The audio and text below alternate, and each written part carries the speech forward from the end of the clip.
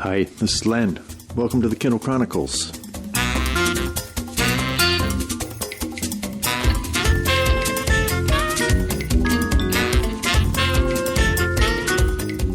Today is October 30th, 2020, and I'm putting the show together here in Cambridge, Massachusetts. We've been down here for a few days, mainly to meet a truck of furniture and art and books and all kinds of things that had made its way from our place in Denver, which is on the market and we're selling. It's empty now, and it was kind of nice to get caught up with, especially some of the paintings. Paintings by my friend Kes Woodward in Fairbanks now are hanging on the walls here in Cambridge alongside beautiful, huge art quilts that Darlene has made. So it's really getting to be a pretty cozy place, our house in Cambridge. My guest this week is Bryan Washington, a 27-year-old author of a powerful debut novel titled Memorial. It was released this week by Riverhead Books. That's an imprint of Penguin Random House.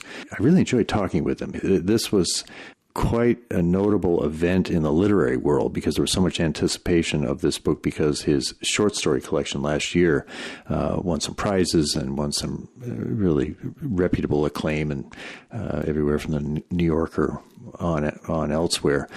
In my reading of it, the book has lived up to the acclaim, and I hope you'll enjoy the interview. In news, I'm going to share a clip of Jeff Bezos when he was a young man, 35 years old. At that time, Amazon had 3,000 employees, and it was by no means clear that this customer obsession thing was the right way to build a trillion-dollar company. And I also have a tech tip from Tom Semple, and I'll give you my first impressions of the new Oculus Quest 2 VR headset. Let's get started. I want to thank Dan Campbell for sending me a link to this interview with Jeff Bezos from April 1999. That's what I'd like to have in the news for this episode. It's a 7-minute clip, and he is being interviewed by CNBC, which put this up as kind of a flashback video that you can find on YouTube. It took place before the dot-com crash, which was in 2000, and it shows Jeff at 35, eager, awkward, confident, kind of leaning forward toward the interviewer. He's wearing a blue shirt, no coat, no tie. The interviewer, you don't really see who it is, but he's wearing some kind of a sports coat. And he seems to be sitting higher, so Jeff is kind of crouched down, leaning toward him. It's a very odd arrangement of the two people in this conversation. And it makes Jeff look eager and perhaps a little naive, but very intense. And at this time, Amazon was 5 years old, market capitalization of $30 billion, a darling of the dot-com bubble. It's a moment in time that seems so far away, but so much of what you'll hear is so current because so many of the things have stayed exactly the same. What you'll hear from the interviewer, I think, is a decidedly skeptical approach to this young CEO of Amazon. We'll start it out, and then I'm going to cut in about halfway through with an observation on what happens in the second half. Given the decades of wisdom that has built up in the business world, investors, it sounds like you're saying, are making a big speculative bet if they're investing in your company's stock. Well, I think all internet companies, the stocks are incredibly volatile, and But even long term. Long term, I believe that it's very easy to predict that there are going to be lots of successful companies born of the internet. They're going to have very large market caps and so on. I also believe that today, where we sit, it's very hard to predict who those companies are going to be. So you can make bets on these things, and I think that Amazon.com, if we're not one of those important, lasting companies born of the internet, we will have nobody to blame but ourselves, and that we will be extremely disappointed in ourselves. But there are no guarantees. It's very, very hard to predict. If you go back and look at the companies created by the PC revolution, in 1980, you probably wouldn't have predicted the 5 winners. The 5 biggest winners. There have been lots of winners, actually. So this space is a little different, and brand name may mean more, and there's some increasing returns kinds of things may mean more. But I believe that if you can focus obsessively enough on customer experience, selection, ease of use, low prices, more information to make purchase decisions with, if you can give customers all that, plus great customer service, and with our toys and electronics, we have a 30-day return policy. If you can do all of that, then I think you have a good chance. And that's what we're trying to do. In this next section, you'll hear Jeff push back quite firmly, but pleasantly. He's smiling. He's listening intently. He doesn't in any way seem ruffled or irritated by the, I won't say aggressive question, but certainly challenging questioning that is coming his way from the interviewer when he starts talking about whether or not Amazon is a pure internet company.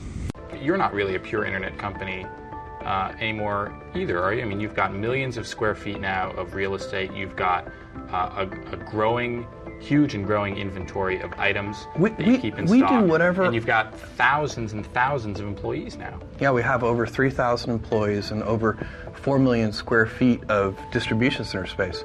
And those are things I'm very, very proud of, because with that distribution center space and half a dozen distribution centers around the country, it allows us to get product close to customers so that we can ship it to customers in a very timely way, which improves customer service levels. That's what we're about. If there's one thing Amazon.com is about, it's obsessive attention to the customer experience, end to end. And that's what those distribution centers are. But you're not a pure internet play.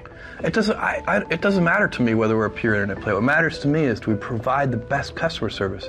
Internet, schminternet, that doesn't matter.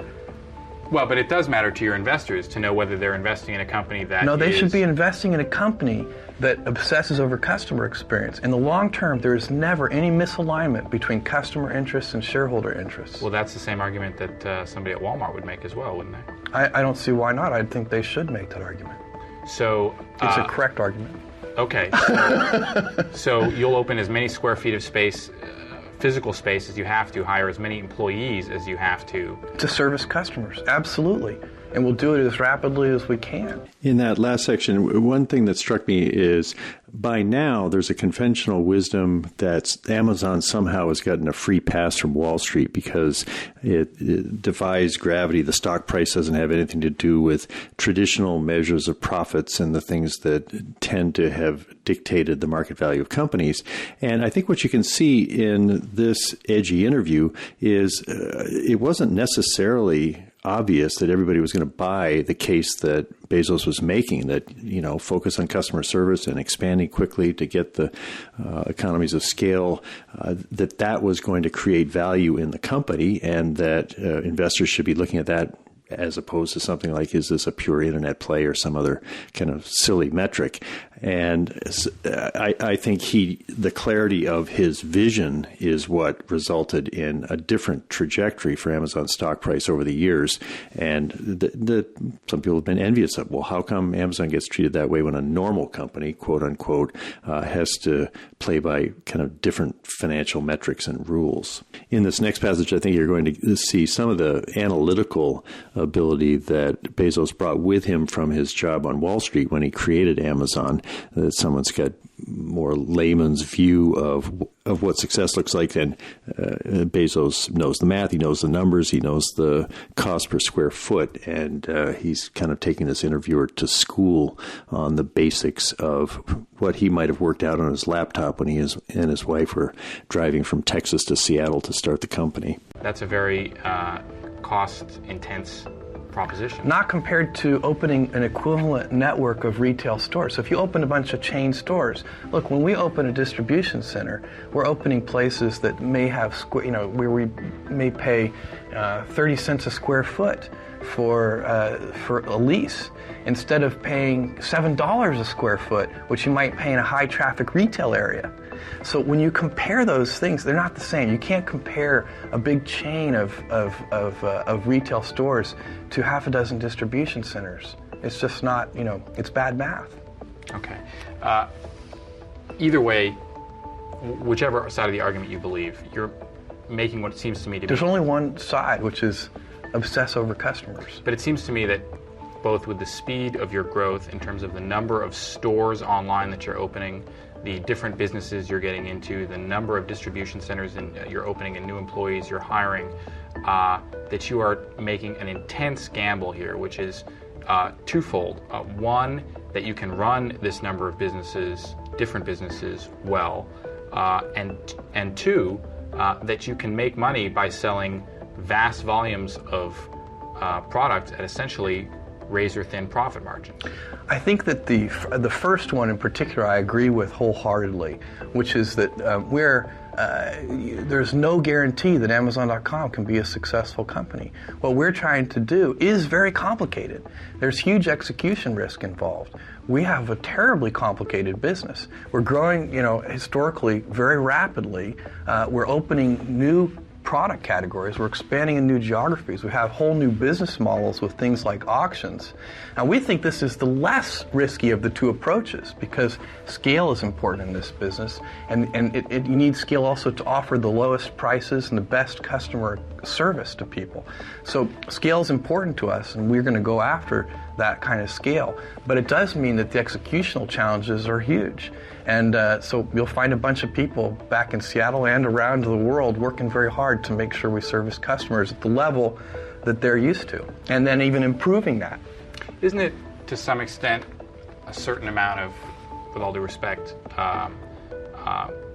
corporate arrogance to assume that you can come into these businesses, which you have no experience in, and virtually overnight enter a huge variety of different businesses and become the best in those businesses and the market leader in those businesses and execute those well when there are other companies that have been running these types of businesses for decades, if not more? I don't think so. So when we first started selling books 4 years ago, everybody said, look, you're just computer guys, you don't know anything about selling books. And that was true, but we really cared about customers, and now we know a lot about books.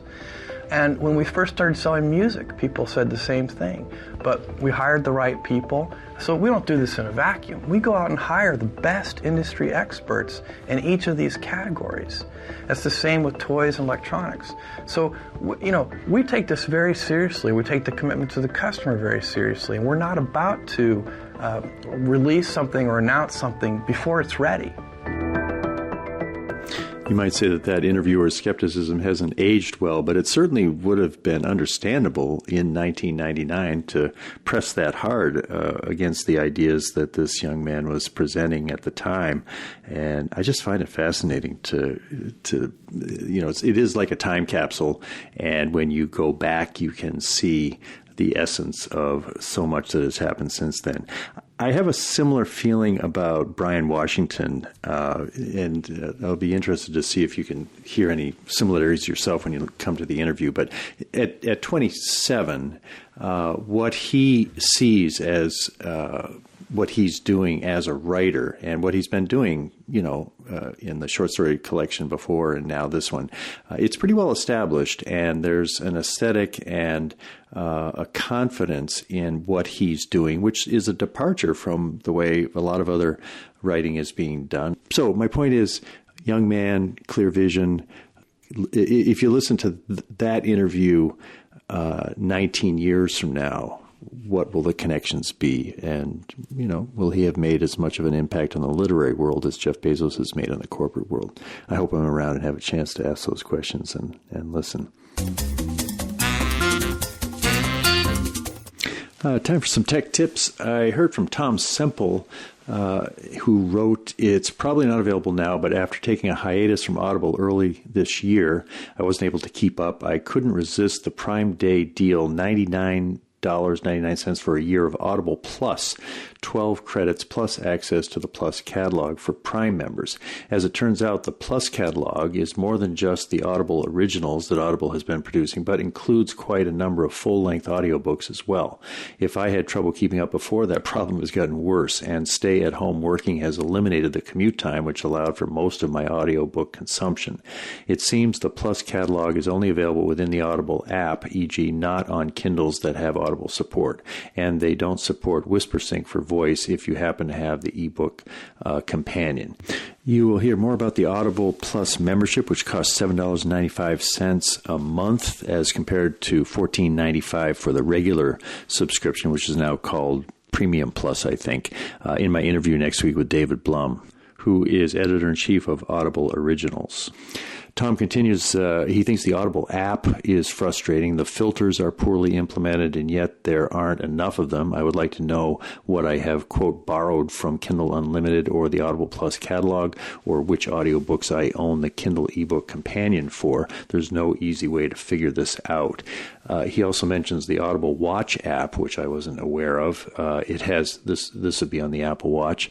It also has issues to the point where I don't let it install. The one thing it should do well, control playback of Audible app, it fails at, defaults to playing watch content, and takes over playback of other apps. It should also offer chapter navigation and playback speed control.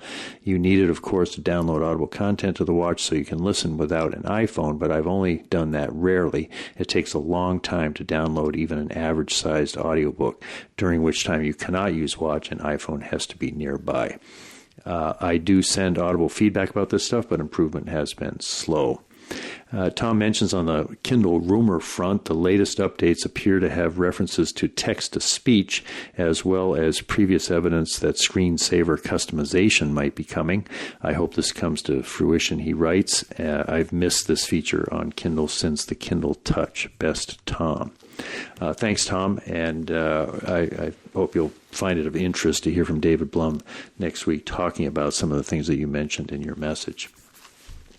The other thing I'll include is a tech tip, first impressions of the Oculus Quest 2. Now, this is a VR headset, and I have had the Oculus Quest, the original one, and then I forget what they called it before. It was a VR headset where you had to put the smartphone into the headset and you were looking at the screen of the iPhone. So these headsets are getting better, faster, clearer, lighter, more comfortable to wear on the head. And I think that if you have thought you would like to try this technology, which is, it's been the next big thing for the last 5 years. I can remember times at South by Southwest when it's, VR is everything. And it's, it's perking along. It's getting better and better. And the hardware of actually experiencing this is quite a bit better. It's white, it's light. I think the improvement in the resolution that I see is noticeable, but not like night and day. I keep there's a little bit of blurriness when I watch this. It may be my own eyesight. I have to wear my glasses while I'm watching. But there's apparently 50% more pixels compared with the original Oculus Quest. And there are other improvements. I think it's faster, it's more comfortable, and the controller is larger. It does some things that it didn't do before. Battery lasts 2 hours and 5 minutes, I saw in one review, and a Facebook account is required to run it. I like the whole idea of what can be done in the VR world. I've seen movies done. There's news stories that there's a workout game that I've used to actually get aerobic exercise. I was using it up in Ocean Park on rainy days, where you've got your little controllers are like sabers and you're slashing things coming to you really quickly. And I was able to get my heart rate up, not as much as a good bike ride, but I was getting a pretty good little workout on this thing. So all kinds of possibilities. And like I say, if you've been waiting for them to improve the hardware, which is my dad's strategy, he always said he was going to, wait till they get the bugs out of the color TV before we get one. Well, I think they've gotten a lot of the bugs out of the Oculus headset at this point, and it might be a safe time to put your toe in the water. Bryan Washington, as I said, he's 27. He's published fiction and essays in the New York Times Magazine, the Paris Review, GQ, Boston Review, among others. His debut novel, Memorial, was published on October 27th by Riverhead Books. Beforehand, excerpts from the novel had appeared in the New Yorker and Entertainment Weekly. Lot, which was Bryan's collection of linked short stories set in his hometown of Houston, was published last year to wide acclaim. It won the Ernest J. Gaines Award for Literary Excellence, the Dylan Thomas Prize, and the Lambda Literary Award for Gay Fiction. He lectures in English at Rice University, where in July of this year he was named George Guion Williams Writer in Residence and Scholar in Residence for Racial Justice. I connected by Skype with Bryan between Cambridge, Mass. And Houston on Wednesday, October 28th, and I began by asking him to describe the three main characters in Memorial, Mike, Benson, and Mike's mother, Matsuko. Yeah, of course. So Memorial, in a lot of ways, is a love story between Ben and Mike. They're a couple that are trying to figure out what it means to be okay just individually and also okay as a person among people. And the novel is largely their respective arcs and their collective arc trying to figure that out. And Mitsuko, who is Mike's mom, helps them along. And I heard you talking with someone else yesterday that there's not a sort of a clear antagonist here. There's no real bad person. I sort of thought you had to have an antagonist. I mean, isn't that sort of classic storytelling that they're a protagonist, antagonist? Is there a risk in not having someone who plays that role? Yeah, it's certainly classic sort of Western narrative, like not having, or certainly having like some sort of clear, explicit antagonistic force, whether it is a bad person, whether it is some sort of corporation, whether it is some sort of dystopian weather event, like so something to sort of impart its will on the characters.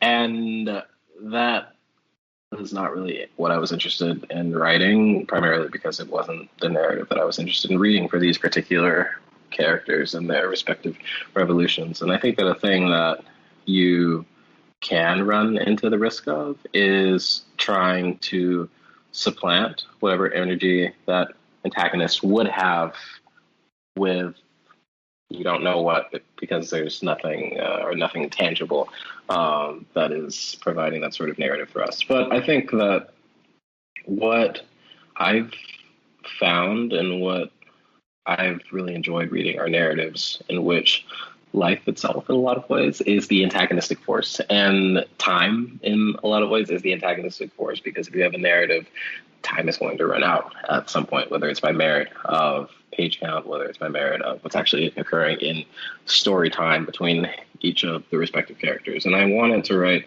a novel in which the characters were approaching one another from a position of love and from wanting to connect with one another, although whether or not they're able to do that is another question entirely. But really trying to put each character in a position of wanting to close the distance between one another and having the sort of narrative question or the conflict question being whether they're able to do that. And if they are, then how? And if they're able to find that way, will it be received in a way that both parties would be happy with? Right. You mentioned the arc of the character's story, the trajectories. I think you've been working on this novel for a long time. When you first started creating these characters, did each one of them have an arc that then they changed as they told you more about who they were, and that the arcs ended up being quite different than what you would have assumed when you first started messing with their lives? Yeah, that's a really good question. I think that in a lot of ways what got me to finish the novel and what kept me with it was my not knowing what each character's arc would ultimately resolve into, and not knowing how they would or could ultimately coalesce with one another, and wanting to find out how a novel that featured folks like Benson and Mike and Mitsuko would end was just interesting to me. Like, I wanted to see what that would look like, even if it meant that I myself would be the sole person who saw it and like maybe like four friends, you know? So wanting to and not knowing what it would ultimately resolve into was a driver in a lot of ways. But I think that's something that made itself quite clear, like as the sort of writing and editing process progressed, was that I was less interested and I suppose less taken by this idea of coming up with a hard conclusion or coming up with a clearly prescriptive ending for a particular character, so much as their wanting to continually seek out one another being an ending in and of itself, because that wanting to seek out and that wanting to come closer to one another is a choice by itself. Am I right that if you had followed each of them kind of, and as they were presenting themselves to you in their authenticity and their sort of reality, if they had come to a tidy ending and it had all been happily ever after in some way, it sounds as if you might have been open to that if it really was where all the arcs converge. You weren't necessarily aiming at an unresolved story, but that's just where the various arcs brought you. Yeah, you're exactly right. Right. If Ben and Mike's relationship and the time that they spent with Mitsuko ended in a way that, was clearly defined, and you're able to like put a tidy bow on it, and that was the end of the novel Memorial, then I would have been quite all right with that, right? Like if it made a sort of structural and emotional and thematic and logical sense to get there. But the sort of precipice that they end up on is what made that sense to me. And pushing it too far one way or the other felt a bit forced.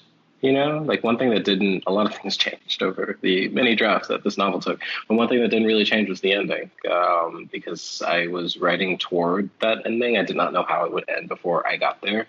But once I did get there, it satisfied both the sort of emotional palette that I was aiming for and also a lot of the structural concerns that I had while I was writing Memorial. So I was really happy to get there, although, most everything else changed in some way, shape, or form. Yeah. Huh. I was thinking, too, that I'm 70, so I've sort of seen the arc of my life go through some wild changes, and you're 27, I think. When you get to sort of play God with these characters, and you're sort of creating the arc of their lives, like God in a way, but none of them really knows what's happening. You're writing them. Part of the beauty of the writing is that in any given scene, it's so human because they don't see what you see. They don't know where the story's going. And I'm wondering if you spend years living in that kind of a created world, do you carry the narratives about your own life that you've lived by a little more lightly? Are you a little less likely to buy into your own story about yourself because you've been in this privileged position of following the arcs of fictional characters?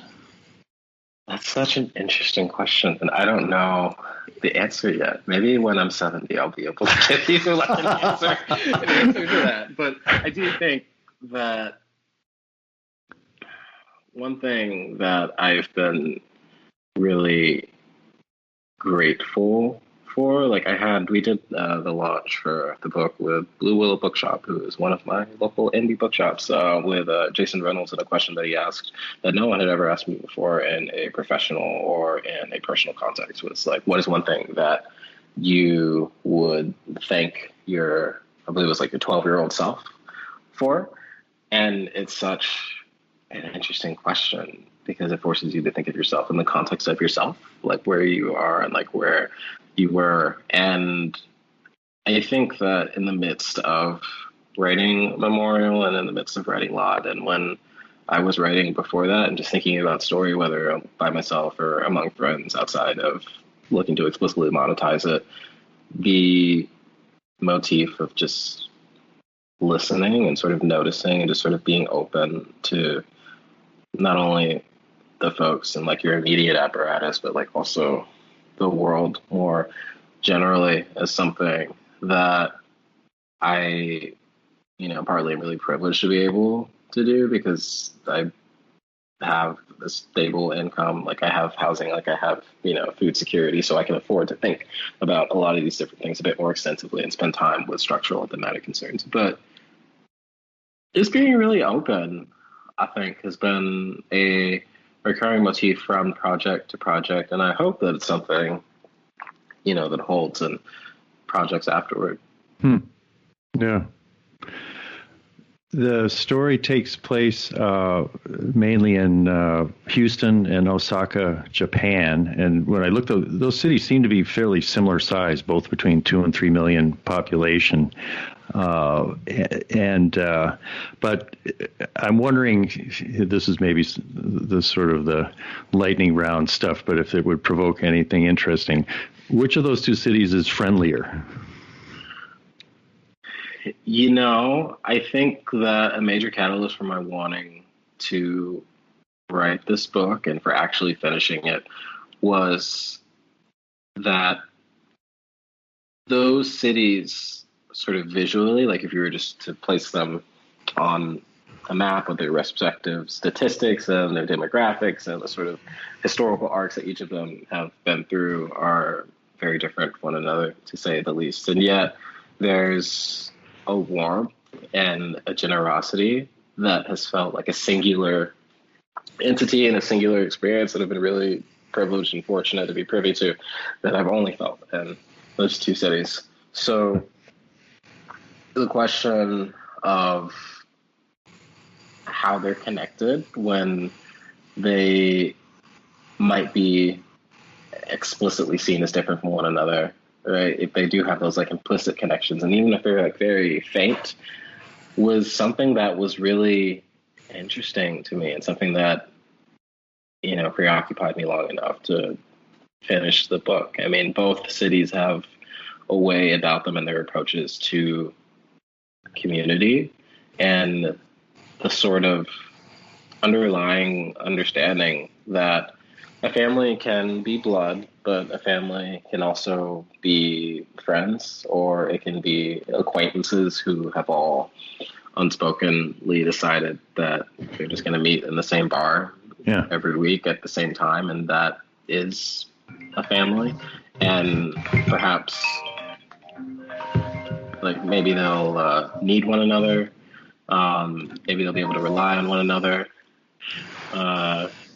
Just like the elasticity of family within both cities and the ways in which folks are able to accommodate each other to meet their respective needs. It's just really interesting to me. Yeah, that's fascinating because, my stereotype, sort of an Eastern Northern stereotype of Houston, and I know nothing of Osaka and Japan, but it's sort of wonderful to hear that there's a similar vibration of community and friendliness in the two, and who knows why? Maybe just because you have now observed them both very closely. You created friendliness in them by your observations.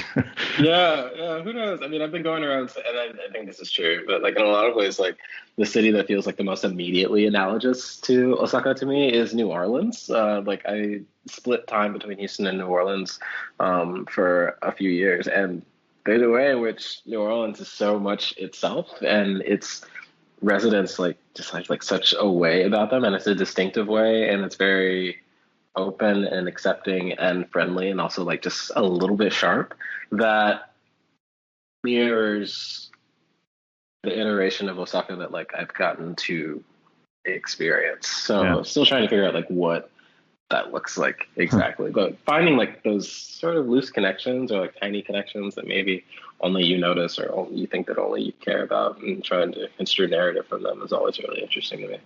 Yeah.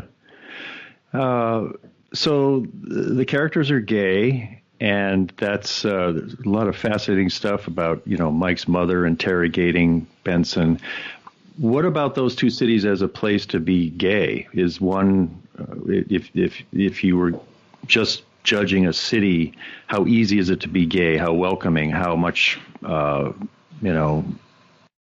prejudice and everything about the same, or very different on that particular dimension?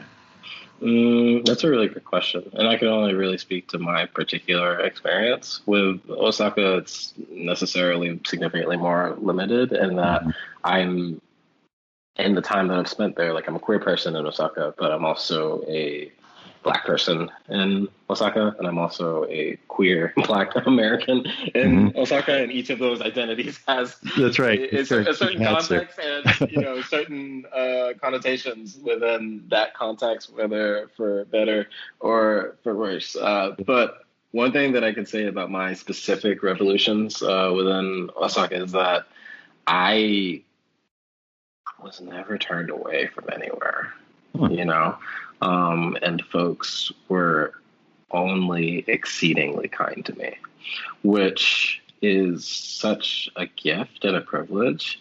And it's also really interesting, right? Because there are only so many places that I've spent time in where that has been sort of true throughout, right? Like Houston, Osaka, and Toronto, although I haven't really spent that much time in Toronto. Within Houston, I think that being, my particular experience as a Black queer person here has largely been fruitful. I can't really point to any specific instances of sort of outright hostility or outright homophobia that I have experienced, which is like a privilege and a gift because it's just not true for so many folks that live here. But I can point to any number of implicit things that have occurred in interactions or tiny sort of shifts in an environment or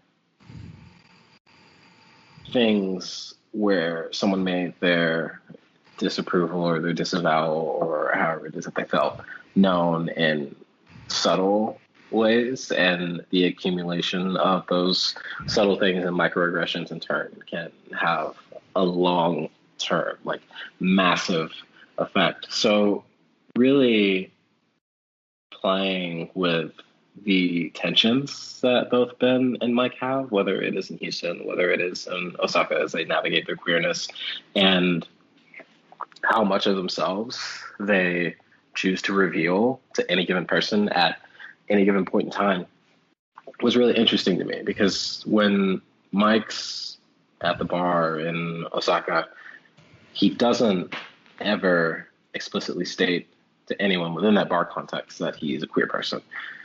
And yet at some point it's understood by all of the patrons and all of the employees. The only person that he halfway kind of has a direct conversation with that is Tan, and that is largely because they are potentially going to be romantic partners.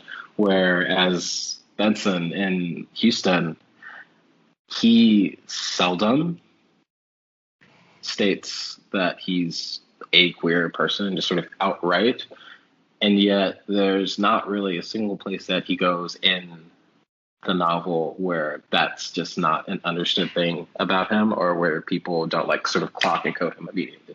So really playing with that dichotomy in a lot of ways, which becomes a Venn diagram sometimes between like what's said and like what's understood as far as each character's queerness is concerned, was really interesting to me, and also trying not to do it in such a way that I was operating from binaries, right? Like where I think that there's a way of writing narratives featuring queer characters and their families, particularly if they're coming from marginalized communities in the States, where you either have like the unfailingly, like ardently, like supportive parents that never would even think about saying like half of a negative thing about the child's identity, or you have like the sort of Sith Lord variation of that parent who is just like absolutely like it's reprehensible, I don't want anything to do with it. And that seems like it would be a bit reductive for this particular narrative, but also if I wanted to create a world on the page for each character that was a bit like a simulacrum of life as it's lived, and a bit closer to that simulacrum of life as it's lived, it wouldn't look like a binary. I felt like that binary would be like both intellectually dishonest and also a little bit boring, right? And certainly not something that I would want to read. So I was really interested in like the sort of liminal space between those two ways of living and viewing, the folks that each character has in their lives. Yeah.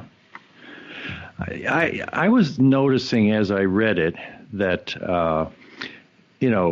as somebody who's white, the white characters I'm so into these two characters, I almost sort of forget I'm white as a reader. But when, there's a scene in a bar, a white boy waiter comes and he never comes back. And Ben says, "Was that racist?" Mike says, "On the one hand it was, on the one hand it wasn't."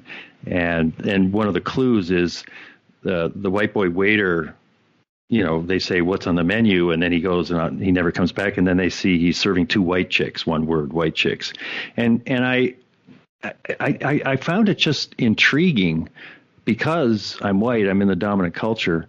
I never get to see what it looks like to see white people in these situations. And, I can imagine what Mike and Ben would think if they ran into me somewhere, with all the signs that I have, in the light of this summer and George Floyd killing and all of this sort of, the ground is shifting under all of us. And I found the view of the white characters to be part of my being willing to be shook up about this and to not really know where am I part of the systemic racism that is now just become unavoidable as a topic that has to be addressed. But when you thought of the white characters and how they're referred to, did you have any consciousness? I mean, obviously, a lot of white people are going to read this book because it's going to be a bestseller. There's a great phrase in here about whether you can assume that somebody means well. I suppose if you've got a reader who's a white person, they mean well an average amount of the time. What do you hope or what do you imagine they see when they read the story? That's a really good question, and I appreciate the way that you've asked it because a few people have asked similar questions and it's come out quite differently. I think that one thing that I knew from the outset was that I wanted to have this love story between Ben and Mike because at its heart, the novel is a sort of love story.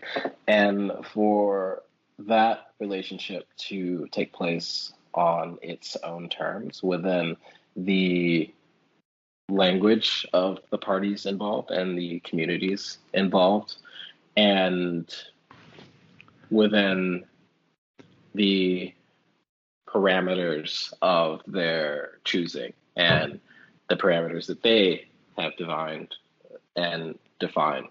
Benson, a queer, black, cis guy living in the States, and Mike, a Japanese American, queer, cis guy also living in the States, right? Like I wanted the relationship to be on their terms because I think that there's a way in which a queer relationship featuring marginalized characters in this country within literary fiction can be solely illustrated and solely defined as a reaction to whiteness and to white supremacy and to heteropatriarchy, and the relationship can exist within those terms and solely within those terms, and each party's decisions or non-decisions, which are decisions in and of themselves, can solely be refractions or reflections or variations or observations or interrogations within the confines of white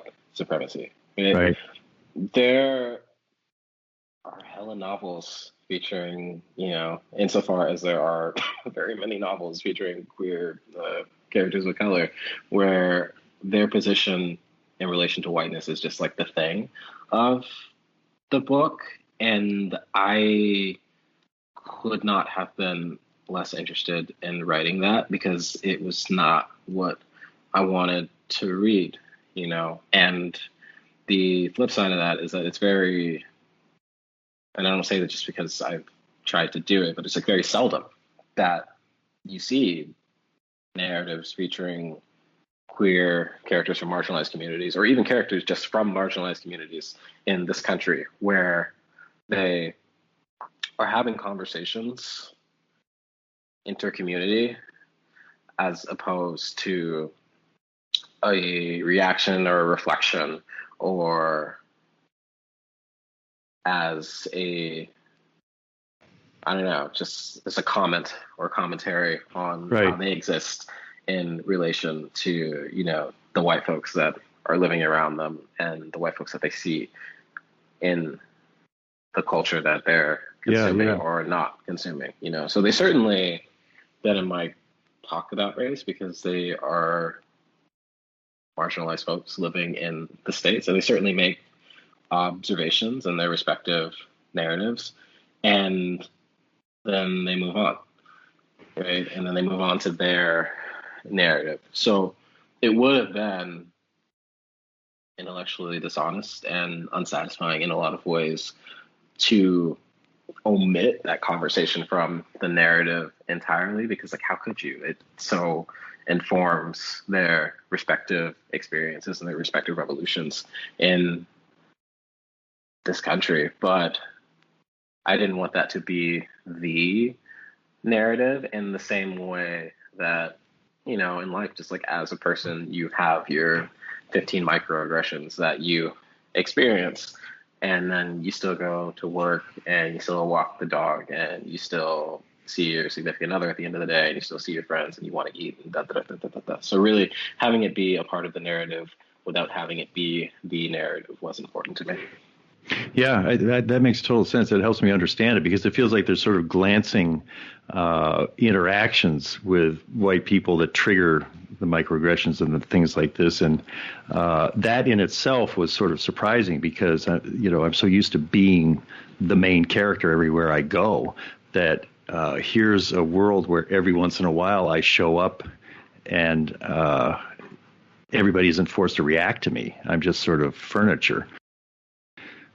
I could see this book being helpful in so many ways as a conversation, a book for people to talk about, from, whether they're queer or black or white or whatever, that some of the soft touch you've had, I think, makes it very accessible for lots of people to see themselves and all that. Now, do you have to, I get confused. Do you have to stop in 2 minutes, or do you have a few minutes? I have in 2 minutes the next person. Okay, all right, so good. I want to honor the next person completely. I so appreciate, that they'll send every email or text. So No, that's it. That's it. That's good. Well, in 2 minutes, can you say what you're working on next? What direction does your arc go from here? Oh, that's a really great question. I think that the immediate thing is to take a nap. Right, I would like to sleep for just a little bit, and after I've gotten some time to do that, I'm working on the on-screen adaptation for Memorial. It'll be a television show. A24 and the Rudin production team folks are working together on it. So I've been really fortunate to be in a position where I will be writing it, I'll be writing all of it. That was something that was really important to me. So doing that, but also I'm working on another project that I think could be the next long-term project, but I don't know, because I've said this before and it didn't happen. So I've just kind of got my fingers crossed to sort of open. Tickling. That's good.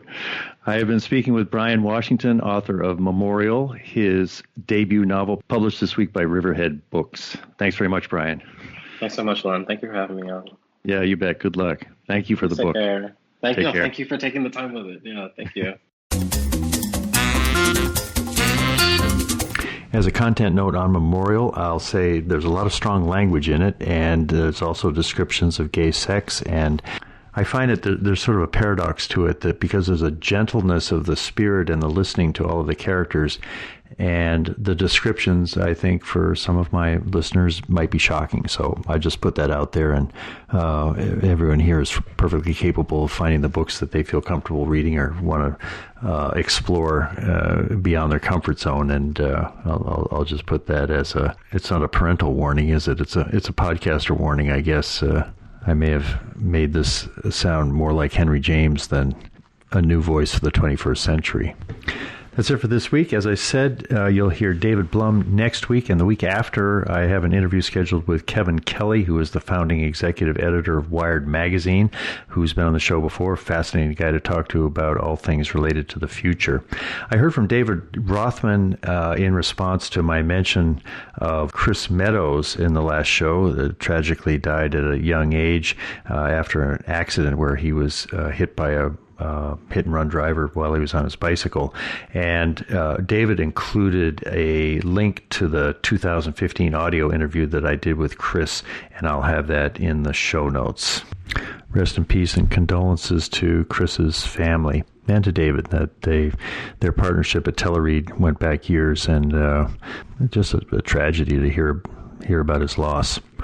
I'm looking at snow in the trees here at night, being caught by the lights from the house. We've got our first real snowstorm today here, and we had a chance to play with Ryan and Jake, the kids, throwing some snowballs out in Lexington. Also, Sophie's, the puppy's first experience in snow, and she loved it. She was jumping around like a rabbit, and her legs get all full of snow because her fur is she's like a snow magnet, and then she just got terribly cold. Darlene had to wrap her up in a blanket, but it was a lot of fun to see Sophie and the kids romping in the snow out in Lexington earlier today. Thanks for listening. Have a great day. Bye.